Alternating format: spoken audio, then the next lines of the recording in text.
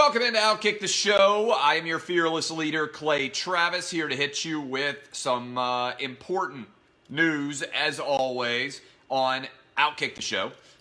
Eli is retiring. Why he's a guaranteed Hall of Famer. Zion debuts. Antonio Brown officially has a arrest warrant, and more on the Aaron Hernandez documentary that is catching the world on fire on Netflix. But we begin quickly here with Eli retiring.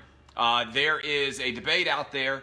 Some people want to argue that Eli Manning is not a Hall of Famer. I think that is an utterly ludicrous argument. And let me go ahead and hit you with the important facts. Eli Manning, 57,073 passing yards. That's seventh all time. 366 touchdown passes. That is seventh all time. 16 seasons as a starting quarterback in the NFL, 2 Super Bowl wins, and 2 Super Bowl MVPs. If you are arguing that Eli Manning is not a Hall of Famer, let me ask you this. What do you think the response of Cincinnati Bengal fans would be if I told you you're going to draft Joe Burrow number 1 overall? He is going to start for you for 16 straight years. He is going to be top 10 all-time in touchdown passes and in yardage. He will win you 2 Super Bowls, and he will be twice named the Super Bowl MVP. Do you think there is a Cincinnati Bengal fan alive right now who would not sign up for that and say Joe Burrow is a Hall of Famer? He would be an incredibly successful number 1 pick if that was the outcome. Stop. Take it away from Joe Burrow. If I told you right now that Tua Tagovailoa was going to be drafted number 5 overall by the Miami Dolphins, and he was likely to finish in the top 10 all-time in passing yards, top 10 all-time in touchdown passes, he was going to start for you for 16 straight years as the NFL starting quarterback for the Miami Dolphins, and he was going to win you 2 Super Bowls, as well as be the NFL Super Bowl MVP twice. How many times out there would a single Miami Dolphin fan say, no, that's not good enough for me? In fact, they would put statues up to Joe Burrow outside of the Cincinnati Bengals Stadium. They would put statues up outside of the Miami Dolphin Stadium for Tua. And everybody out there thinking about this right now would say, I would sign up for that in a heartbeat.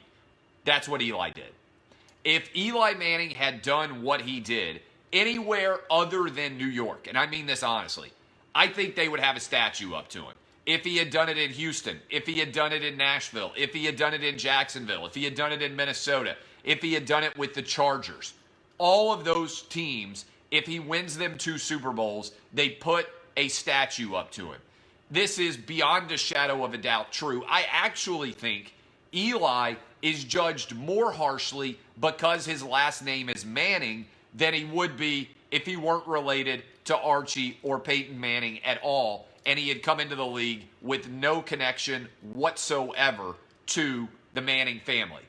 I think he's not as good as Peyton, and as a result, people say, oh, he just gets attention because he's Eli Manning. I disagree completely. Do you know how many quarterbacks in his era have won 2 Super Bowls or more? Tom Brady, Peyton Manning, Ben Roethlisberger. That's it. That is it for the list of quarterbacks in his era that started around 2000 and played until around 2020 and have won multiple Super Bowls. Not to mention, he beat Tom Brady twice in the Super Bowl. Again, this is not even an argument.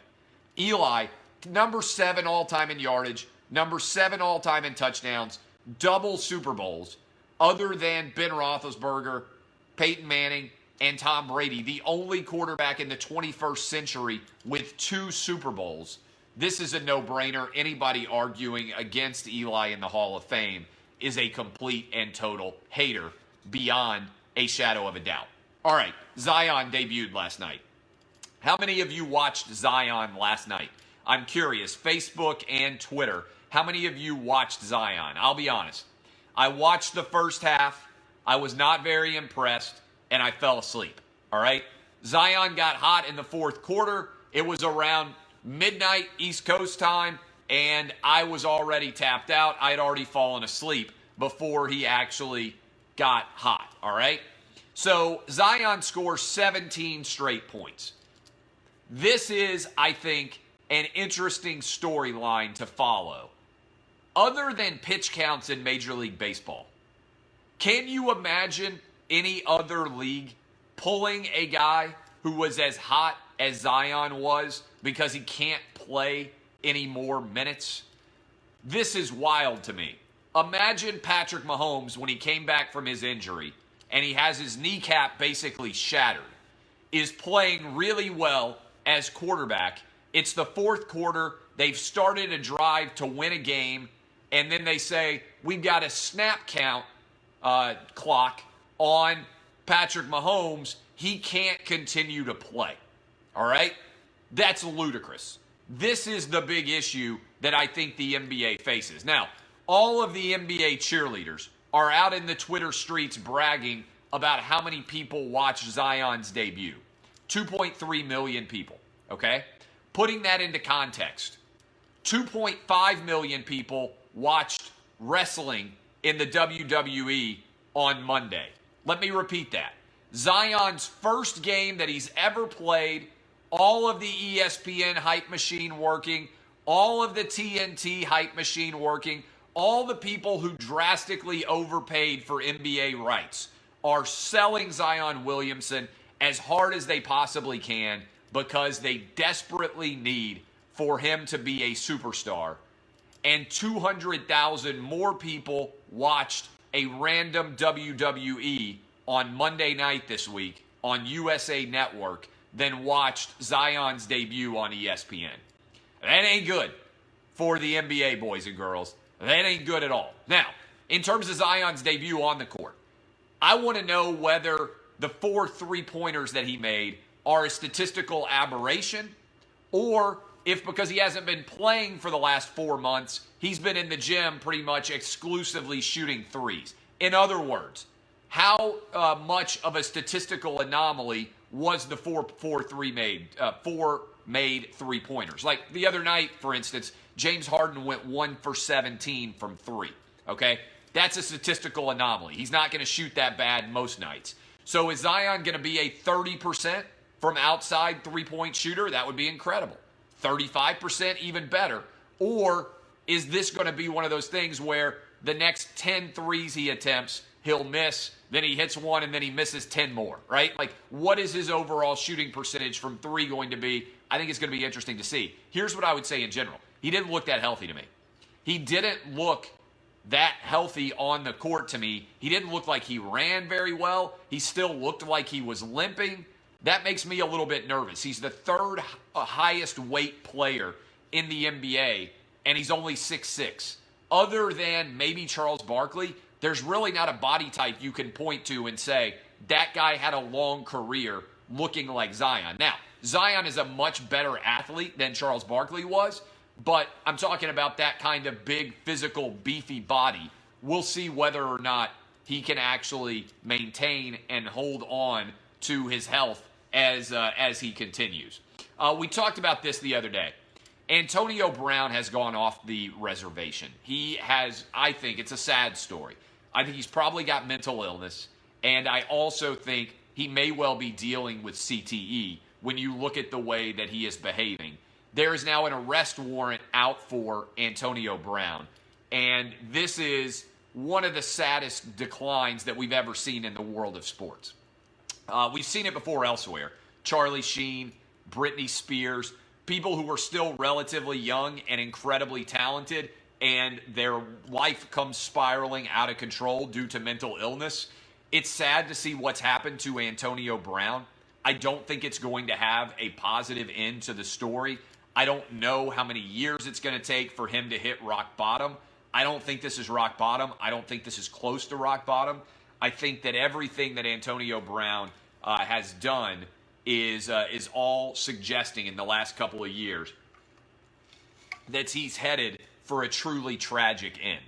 And so I hope beyond a shadow of a doubt that he has taken care of his kids I hope he set up trust funds. I hope he has got them prepared for a life where it wouldn't stun me if Antonio Brown ends up bankrupt one day. It wouldn't stun me if Antonio Brown ends up charged with a more serious crime than this one day. It wouldn't stun me if Antonio Brown's end is way too soon and way too abrupt and way too tragic. And that is where we are right now. And kind of in the sports media realm, I wonder whether covering him at this point makes things worse. Because I think he's mentally ill, and he looks at attention as a positive no matter what, such that I wonder, is he going to show up at the Super Bowl next week down in Miami, which is close to where he lives in Hollywood, Florida? I just don't know what he could do at this point in time that would surprise me. Now, there have been other athletes that have gone off the deep end and ended up being able to pull themselves back and end up okay. Mike Tyson would be an example of a guy who kind of went crazy and out of control and pulled himself back and ended up being able to in some way get control of his life, it appears. We don't ever really know. Look at the Aaron Hernandez documentary that I'm about to talk about. But it's an ugly, difficult, awful scenario to find yourself in with Antonio Brown. And the arrest is just the latest in a precipitous fall. I don't believe he'll ever play in the NFL again. I think his problems have exceeded his talents, which is a sign of how bad his problems are, because his talents were truly magnificent at the wide receiver position. Finally, I had a great podcast that is up right now, and I think you guys are going to love it. I recorded it this morning right after the morning Outkick the Coverage radio show, and I'm encouraging you guys to go listen to it if you have watched the Aaron Hernandez documentary.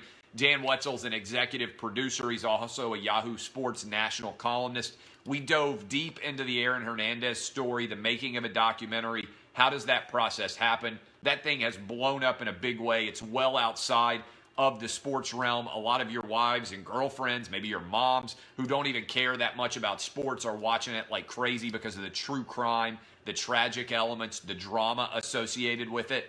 I would encourage you guys to go check it out. 3-hour documentary up on Netflix. But when you do, go listen to the podcast that is up now this week on the Wins and Losses podcast. And so Aaron Hernandez, I agree with somebody who just said he was a serial killer. I agree. I think the evidence suggests that he shot 2 people when he was at Florida. The evidence suggests that he either shot or was alongside someone who shot 2 people and killed them in Boston. And certainly he was convicted of murdering Odin Lloyd, who was his fiance's girlfriend's boyfriend, to follow that along. And it was an ugly, ugly story, but it's also fascinating to examine why, right? That's the underlying story of the Aaron Hernandez documentary and the Aaron Hernandez life story in general. Why did he behave the way that he did? Why did he make the decisions that he did? Now, they're all different sorts of factors. None of them individually standing alone are the reasons that he did it. But his family situation. His mom was a disaster. His dad died when he was a teenager. The fact that he was at least bisexual, maybe gay, pretending to be straight throughout his entire life. The fact that he clearly had really advanced stage CTE. All of those represent some form of toxic cocktail. But even with all of those factors in play, the fact that he felt ashamed of his sexuality, the fact that his mom and he clearly hate each other, and he was intimidated by his father, and also clearly the fact that that he had CTE, none of those other factors are at play usually for any other serial killer. There's no other NFL player that we know of who committed cold-blooded murder like these. So even with all of those factors in play, we still don't know why he behaved the way that he did. And that is why watching this documentary is so utterly fascinating. And I think, again, somebody said, well, they tried to make Aaron Hernandez the victim. I don't think they tried to make Aaron Hernandez the victim. I think they tried to give us every possible angle of Aaron Hernandez, the individual, to try to figure out how does all of this come together and lead to someone who is a serial murderer? How is someone like Aaron Hernandez so clearly and profoundly unhappy despite all of the riches, despite all of the acclaim, despite all of the talent that he clearly had to play football? I think that is a big question. And there's a great comment in there about Odin Lloyd where people said, well, Odin Lloyd was the poor person and Aaron Hernandez was the rich person. And the guy in the documentary says, I think we've got that wrong. Odin Lloyd was happy. He was profoundly happy in his life. Aaron Hernandez was not profoundly happy in his life. That's one of the reasons why he behaved the way he did. Why? Why did he behave that way? It's a fascinating question. There is no answer, right? There is no answer. And I understand some people are like, why do you talk about CTE? Why do you talk about him being gay? Why do you talk about his family relationships? Because all of that represents in some way a toxic cocktail that led to Aaron Hernandez behaving the way he did. Dan Wetzel said something interesting to me on the podcast. He said he talked once to Tim Tebow about Aaron Hernandez. And Tebow told him that of all of his Florida Gator teammates, Aaron Hernandez came with him most frequently to visit sick kids at the Florida hospital in Gainesville. I want you to think about that for a minute. Of all of the Florida Gator teammates that Tim Tebow had, Aaron Hernandez was the player who went to go visit sick kids the most at the Florida Gator Children's Hospital there. The guy was not all evil. He did some things that were profoundly good. What led him to such an evil path? It is a really intriguing question to me. How did all of that conspire to create a serial murderer like Aaron Hernandez? And I think in the documentary, they do a really good job focusing on his victims, Odin Lloyd and his life, and also the two guys that he shot in Baltimore, as well as the felon that he shot. And that story, telling their story, I thought was compelling, and their family's story as well. Again, if you haven't watched this documentary, you need to. You will love, if you want a discussion about that documentary, for us to check it out. It is incredibly entertaining, I think, as a discussion surrounding this documentary, which I think tens of millions of you are going to end up watching. All right. I love all of you. My name is Clay Travis. DBAP unless you need to SBAP. I'm going to go do Lock It In now. We'll be on FS1, 4:30 Eastern, 3:30 Central, 2:30 Mountain, 1:30 Pacific. Kisses. I'll see you guys on television here in a little bit and tomorrow as well. See y'all. Thank you. Love you, Facebook. See y'all.